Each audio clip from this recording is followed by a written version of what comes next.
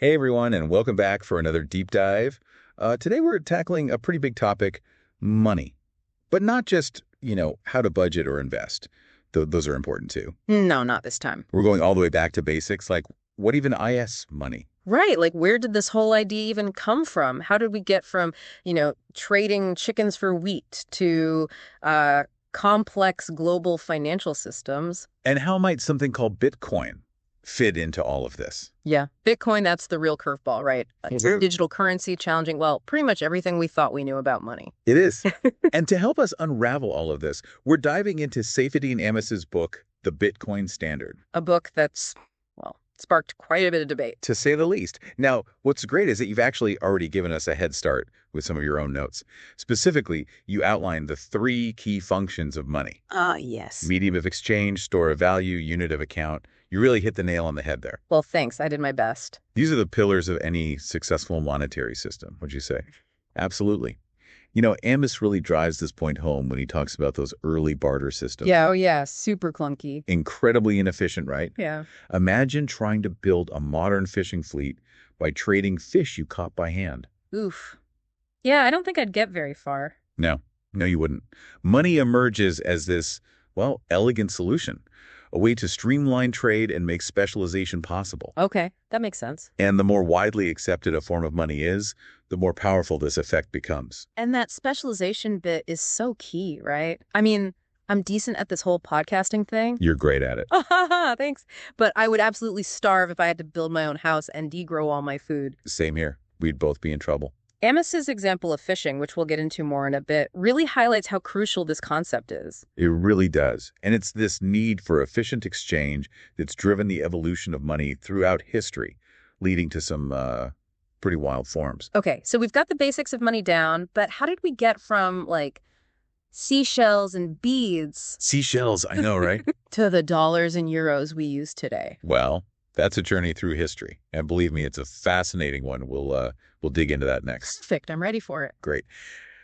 So even our modern fiat currency, the kind issued by governments, needed a connection to something tangible, like gold or silver. To gain acceptance. So it's like they were saying, hey, trust us, this paper is as good as gold. Exactly.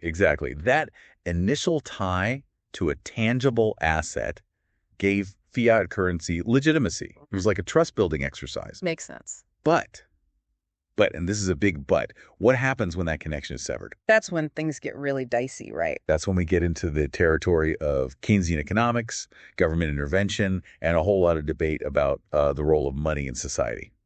But that's a story for our next part. All right, so buckle up, everyone, because we're about to get deep into the weeds of monetary history, government policies, and the potential for Bitcoin to disrupt it all. See you in the next part. See you there. All right, so we left off talking about this big shift toward government intervention in the economy. Right, that Keynesian idea that government should actively manage the money supply and stimulate spending.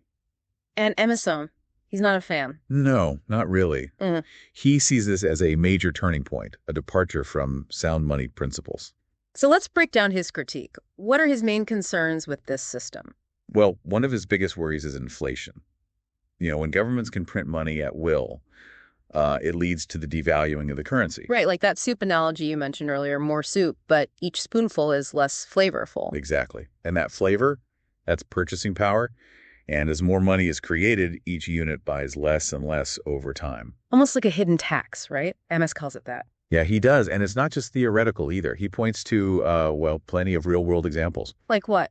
Give us some specifics. Well, look at the data on inflation in most countries since the early 1970s. That's when the Bretton Woods system, which tied currencies to gold, was abandoned, right? Exactly. And that really opened the floodgates for governments to print money without constraint. So no more gold backing, no more limits. Pretty much. And even though there have been some efforts to, control inflation since the 1990s, the average annual growth of the money supply in developed countries, it's still been significant. Okay, so lots of money being printed, leading to inflation.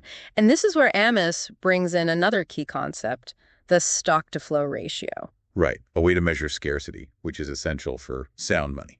Can you explain that a bit more? I think some listeners might not be familiar with that term. Sure. It basically compares the existing supply of something like gold to the amount produced each year. So a high ratio means it's scarce. And why is scarcity so important? Well, because it makes something durable, suitable as a store of value. Think about it. If gold were as plentiful as sand, would it hold the same value? I mean, probably not. Makes sense.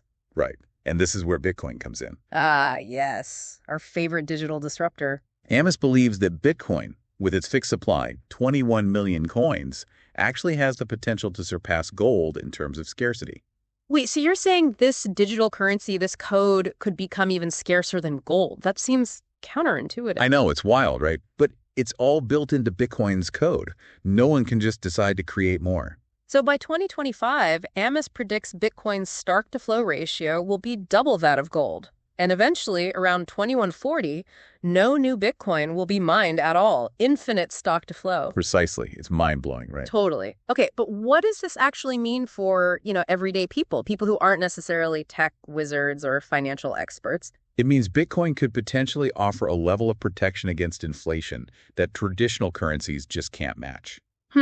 A hedge against all that money printing we were talking about earlier. Exactly. And if Ammous is right about the importance of sound money for economic stability, well, the implications are huge. And it's not just about economics, right? Ammous links sound money to societal values, too. Absolutely.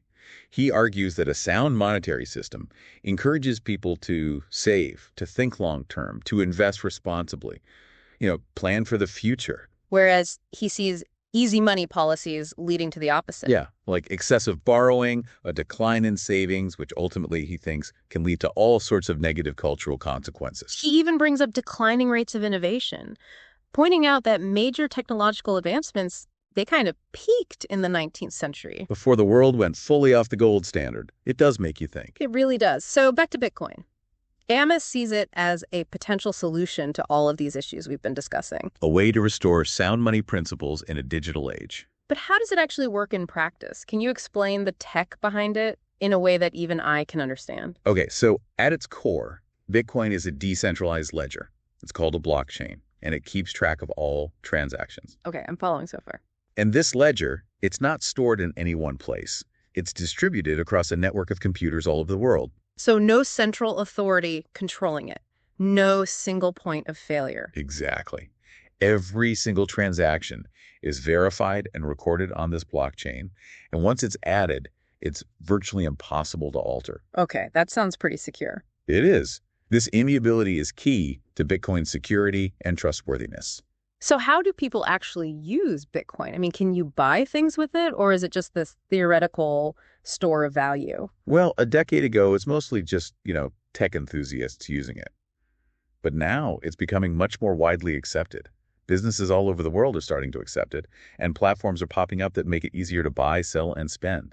So people are actually using it in the real world. Oh, yeah, definitely.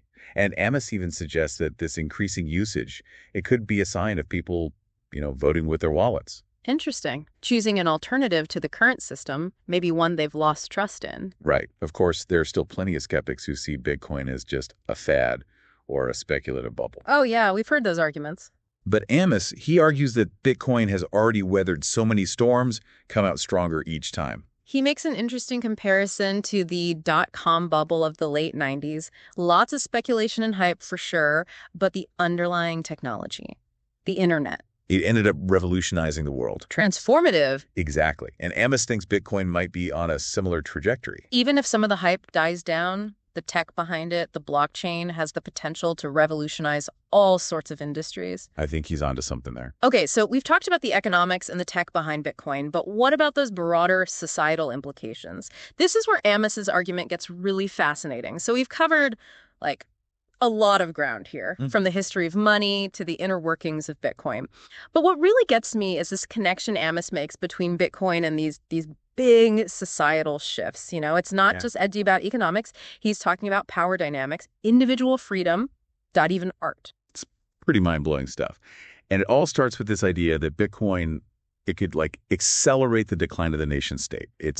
He cites thinkers like James Davidson and William Rees-Mogg, who've argued that while the internet technologies like Bitcoin, they're kind of eroding the power of those big centralized authorities. Yeah, it's almost like we're seeing the rise of the sovereign individual, right? Sure. Someone who's taking control of their own life, their own destiny, not relying on governments or these big institutions to do things for them. Exactly. And as more and more people, opt out of those traditional systems, and they start using tools like Bitcoin to, I don't know, manage their finances, connect with people globally, what happens? Well, Messert argues that nation states could start to lose their grip on power, on control. So it's not about being bound by, I don't know, geographical borders or, the whims of a particular government. Yep. It's about individuals becoming more like, I don't know, citizens of the world. A world without borders.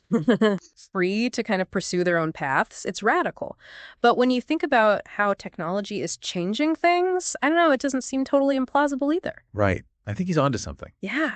And this shift, this could have huge implications. I mean, for everything. Education, healthcare, art, culture, the whole shebang. Yeah, really shake things up. And that actually brings us back to our earlier conversation about the potential impact of sound money on, art. Remember Ammous's argument that, those easy money policies, they can actually push artists to chase trends, seek approval from institutions. Rather than focusing on creating something truly valuable and lasting, right? Yeah. He contrasts this with, a world where artists have to earn their living based on actual talent and hard work. Right. He makes this analogy to the great masters of the past, the ones who, labored for years to hone their craft. It's a good point. I mean, could a return to sound money, to a system where value is harder to come by, maybe even more meaningful because of that, could that lead to this resurgence of artistic excellence? I mean, could it foster a culture that really values craftsmanship and beauty and meaning above all else? It's definitely a question worth thinking about. And I think, Ammous certainly believes that Bitcoin could play a key role in that kind of cultural shift, with its decentralized, borderless nature. So I guess where does this leave our listener? I mean, we've gone through the history of money, the problems with our current system, the emergence of Bitcoin as this potential alternative. Yeah. It's a lot to process. It is. And I think Ammous would be the first to say he doesn't have all the answers. Yeah.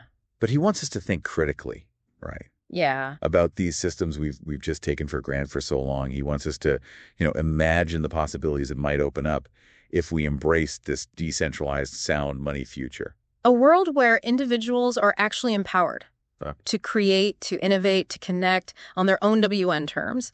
A world where value comes from hard work, creativity, not just manipulating the money supply. It's kind of exciting and a little scary at the same time, don't you think? Definitely both. It's a future that's, it's still being written. And maybe Bitcoin's just one chapter in a much bigger story. So what do you think? What parts of Ammous's argument resonated with you? What questions did this deep dive spark for you? Keep those conversations going. Thanks for joining us on another deep dive. Thanks, everyone.